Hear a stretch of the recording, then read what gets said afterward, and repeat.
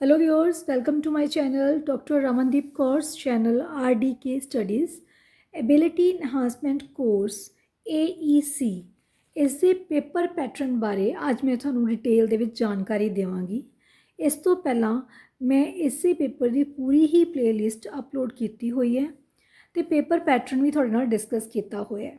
But ਬਹੁਤ ਬੱਚਿਆਂ ਨੂੰ ਡਾਊਟਸ ਹਨ, ਪ੍ਰੋਬਲਮ ਹਨ ਕਿ ਕਲੈਰਿਟੀ ਨਹੀਂ ਹੈ ਕਿ ਕਰਨਾ ਕੀ ਹੈ। ਤਾਂ ਬਹੁਤ ਧਿਆਨ ਨਾਲ ਵੀਡੀਓ ਨੂੰ ਸੁਣਿਓ।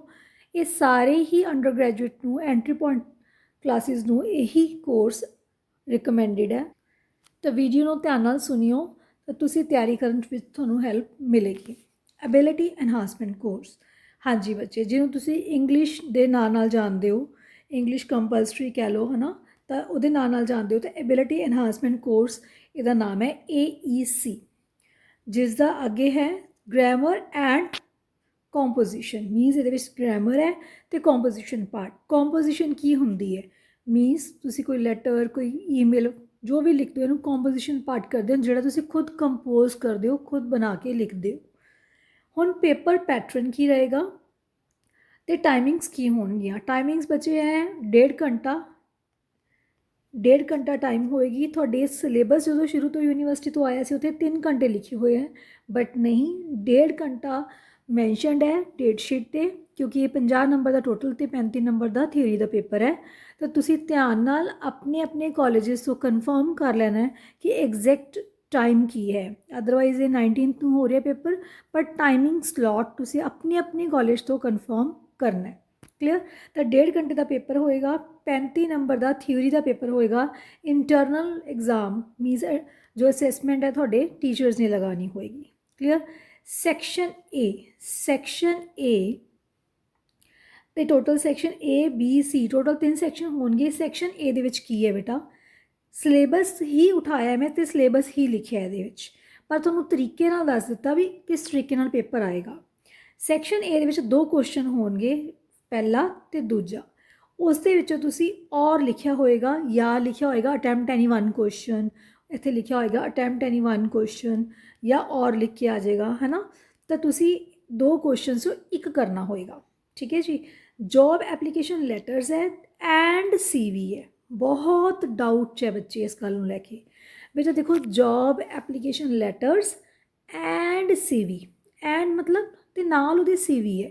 ਤਾਂ ਮੀਨਸ ਤੁਸੀਂ ਪਹਿਲਾਂ ਇੱਕ ਪ੍ਰੋਪਰ ਤੁਹਾਨੂੰ ਜੇ ਪੇਪਰ 'ਚ ਜੋ ਵੀ ਲਿਖਿਆ ਆਏਗਾ ਕਿ ਤੁਸੀਂ ਜੋਬ ਐਪਲੀਕੇਸ਼ਨ ਲੈਟਰ ਲਿਖੋ ਫॉर द ਪੋਸਟ ਆਫ ਕਿਸੇ ਵੀ ਪੋਸਟ ਲਈ ਹੈ ਨਾ, ਤਾਂ ਤੁਸੀਂ ਪਹਿਲਾਂ ਪ੍ਰੋਪਰ ਜੋਬ ਐਪਲੀਕੇਸ਼ਨ ਲੈਟਰ ਲਿਖਣੀ ਹੈ। ਨੀਚੇ ਪ੍ਰੋਪਰ ਸਬਸਕ੍ਰਿਪਸ਼ਨ ਦੇ ਕੇ ਯੋਰਸ ਫੇਥਫੁਲੀ ਜਾਂ ਯੋਰਸ ਸਿੰਸੀਅਰਲੀ, ਨੀਚੇ XYZ ਤੁਹਾਡੇ ਸਾਈਨ। ਦੈਨ ਉਸ ਤੋਂ ਬਾਅਦ ਨੀਚੇ 2-3 ਲਾਈਨ ਛੱਡ ਕੇ ਇਨਕਲੋਜ਼ਰ ਲਿਖੋਗੇ CV। ਤਾਂ ਅਗਲੇ ਪੇਜ 'ਤੇ ਨੈਕਸਟ ਪੇਜ ਤੁਸੀਂ ਇੱਕ ਪ੍ਰੋਪਰ CV ਆਪਣਾ ਬਣਾਓਗੇ, ਜਿਸ ਦੀ ਹੀ ਵੀਡੀਓ ਆਲਰੇਡੀ ਅਪਲੋਡਡ ਹੈ ਚੈਨਲ 'ਤੇ। ਜੋਬ ਐਪਲੀਕੇਸ਼ਨ ਲੈਟਰ ਦੀ ਅਲੱਗ ਅਤੇ CV ਦੀ ਅਲੱਗ ਵੀਡੀਓ ਅਪਲੋਡਡ ਹੈ। ਤਾਂ ਦੋਨੋਂ ਮਰਜ ਕਰਕੇ ਹੀ ਲਿਖਣੀ ਹੈ, ਕਿਉਂਕਿ 12 ਨੰਬਰ ਦਾ ਤੁਹਾਡਾ ਇੱਕ ਕੁਐਸਚਨ 12 ਨੰਬਰ ਦਾ ਹੈ। ਤਾਂ ਡੈਫੀਨੇਟਲੀ ਜੇ ਦੋਨੋਂ ਹੀ ਲਿਖਿਆ ਕਿਹਾ ਗਿਆ ਕਿ ਦੋਨੋਂ ਹੀ ਮੈਂਸ਼ਨ ਕਰਨੇ ਹੈ, right job application letter for the post of ਕੋਈ ਵੀ ਪੋਸਟ ਹੈ ਐਂਡ ਅਟੈਚ CV ਜਾਂ ਰਾਈਟ CV ਆਲਸੋ, ਤਾਂ ਉਸ ਤਰੀਕੇ ਨਾਲ ਤੁਸੀਂ ਦੋਨੋਂ ਚੀਜ਼ਾਂ ਹੀ ਮੈਂਸ਼ਨ ਕਰੋਗੇ। ਹੋਪ ਕਿ ਇਹ ਕੁਐਸਚਨ ਤੁਹਾਡਾ ਕਲੀਅਰ ਹੋ ਗਿਆ ਤੁਹਾਨੂੰ। But in case paper centre ਕਈ ਵਾਰੀ ਕਿਸੇ ਕਾਲਜ ਦੇ ਵਿੱਚ ਇਸ ਤਰੀਕੇ ਨਾਲ ਪਾ ਦਿੰਦਾ ਕਿ right job application letter for the post of ਜੋ ਵੀ ਹੈ, ਤਾਂ ਫਿਰ CV ਉਹਦੇ ਵਿੱਚ ਡਿਟੇਲ ਦੇ ਵਿੱਚ ਮੈਂਸ਼ਨ ਕਰਨ ਦੀ ਲੋੜ ਨਹੀਂ ਹੈ। ਤੁਸੀਂ ਜੋਬ ਐਪਲੀਕੇਸ਼ਨ ਲੈਟਰ ਦੇ ਵਿੱਚ ਹੀ ਥੋੜ੍ਹਾ ਬਹੁਤ ਮੈਂਸ਼ਨ ਕਰ ਸਕਦੇ ਹੋ, ਠੀਕ ਹੈ। ਅਦਰਵਾਈਜ਼ ਕੁਐਸਚਨ ਪੂਰਾ ਇਹੀ ਬਣਦਾ ਹੈ ਕਿ right job application letter for the post of ਜੋ ਵੀ ਪੋਸਟ ਹੈ ਐਂਡ ਅਟੈਚ CV। ਕਲੀਅਰ ਹੈ ਜੀ? ਤਾਂ ਉਸ ਅਕੋਰਡਿੰਗ ਤੁਸੀਂ ਆਪਣੇ ਆਨਸਰ ਦੀ ਤਿਆਰੀ ਕਰ ਲੈਣੀ ਹੈ। ਜੇ ਤੁਸੀਂ ਅਲੱਗ ਅਟੈਚ ਕਰ ਵੀ ਦਿਓਗੇ ਉਹਦੇ ਨੰਬਰ ਨਹੀਂ ਕੱਟੇ ਜਾਂਦੇ, ਤਾਂ that is good thing. Job application letter ਦੇ ਨਾਲ ਹਮੇਸ਼ਾ CV ਹੁੰਦਾ ਹੀ ਹੁੰਦਾ। ਹੁਣ ਹੈ ਔਰ ਮਤਲਬ ਜਾਂ ਇਹ ਕਰਨਾ ਹੈ ਜਾਂ ਇਹ ਕਰਨਾ ਹੈ। ਤਾਂ ਹੁਣ ਔਰ ਦੇ ਵਿੱਚ ਕੀ ਹੈ? Letter writing including emails. ਹੁਣ ਲੈਟਰ ਰਾਈਟਿੰਗ ਵੀ ਉਹਦੀਆਂ ਵੀ ਟਾਈਪਸ ਹੈ।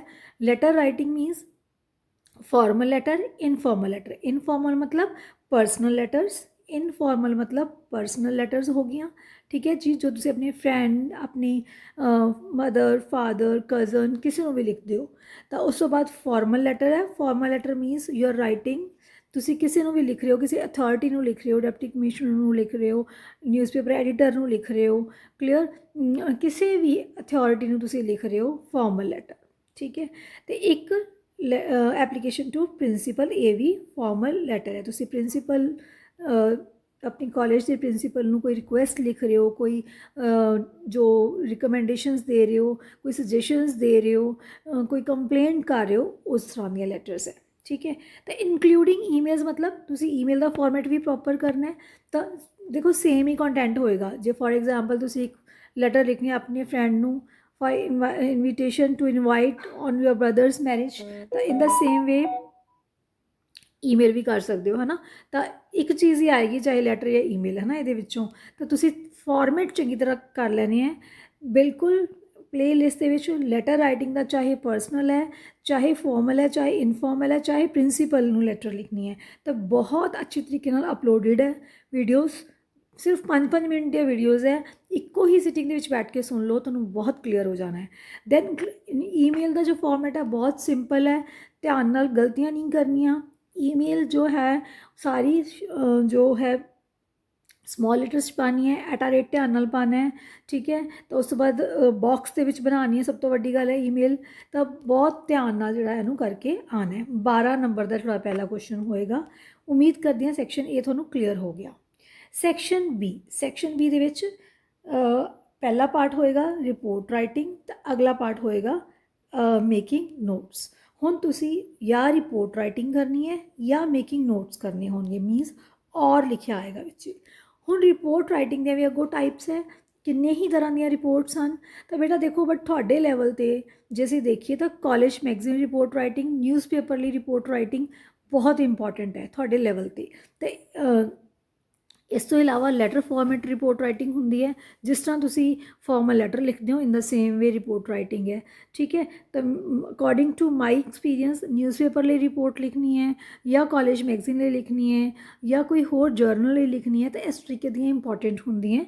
तो सारियां ही रिपोर्ट्स प्रॉपर फॉर्मेट नाल ध्यान नाल कर लो। ऑलरेडी चैनल ते अपलोडिड है वीडियोज़, देख लो, तो बॉक्स दे विच ही लिखनी है। ये चीज़ां बहुत डेकोरम जरूर मेनटेन करना है तुसी लिखते वक्त, ठीक है। मेकिंग नोट्स से बहुत वधिया तरीके नाल जो वीडियोज़ है कि किस तरह एब्रीवेशंस यूज़ करनी है, किस तरह नोट्स बनाने हैं, किस तरह शॉर्ट फॉर्म्स तुसी यूज़ करनी, किस तरह पॉइंट्स बनाने हैं, किस तरह हैडिंग सब हैडिंग बनानी है, ये सब ऑलरेडी अपलोडिड है, तुसी चेक कर सकते हो।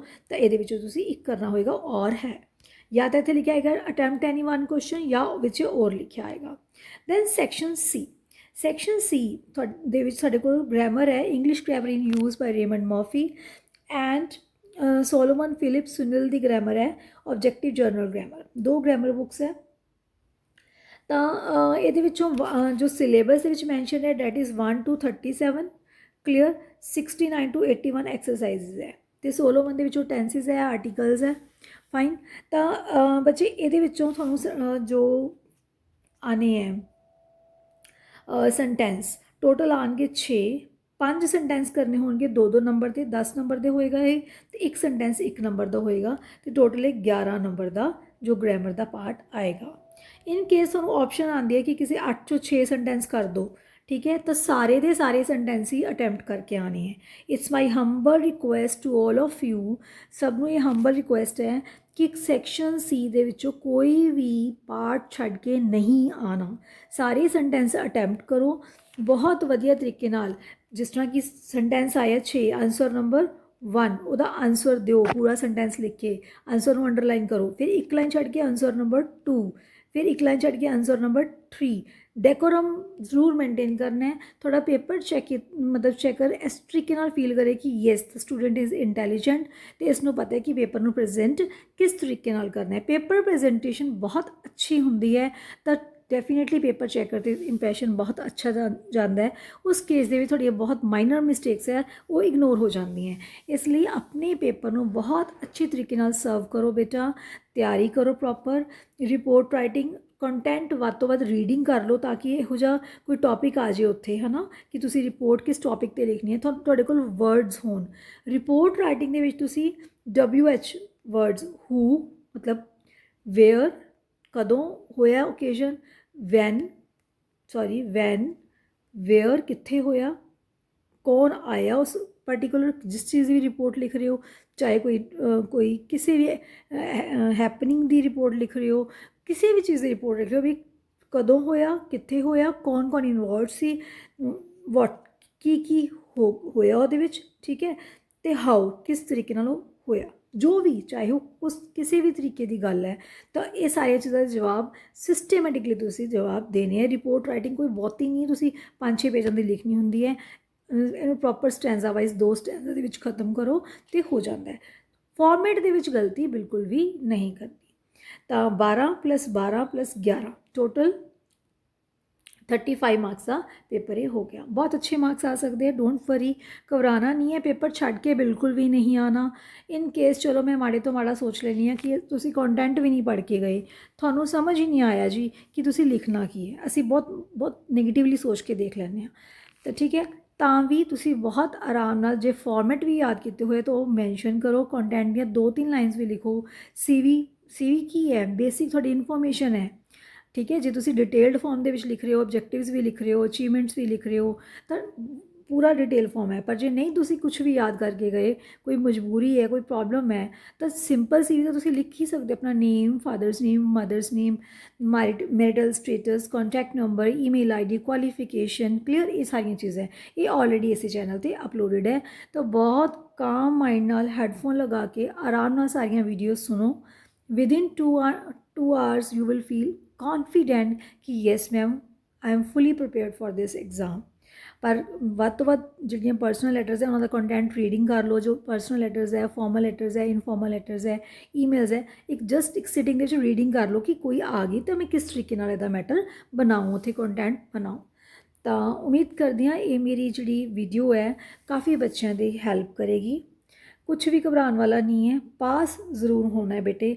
पास होने लिए देखो 35 मार्क्स चाहिए, 35 चो अप्रॉक्सीमेटली 13 नंबर, ठीक है। तो इदा नहीं है कि पेपर छड़ के आओ।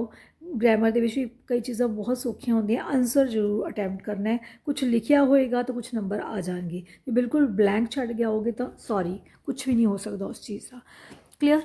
तो thank you, god bless you, all the best for your exam, prepare well and don't take any type of stress. Subscribe the channel if you have not subscribed for further videos। तो comment box के please जरूर दसियो कि ये video थोड़े लिए helpful रही कि नहीं। Thank you.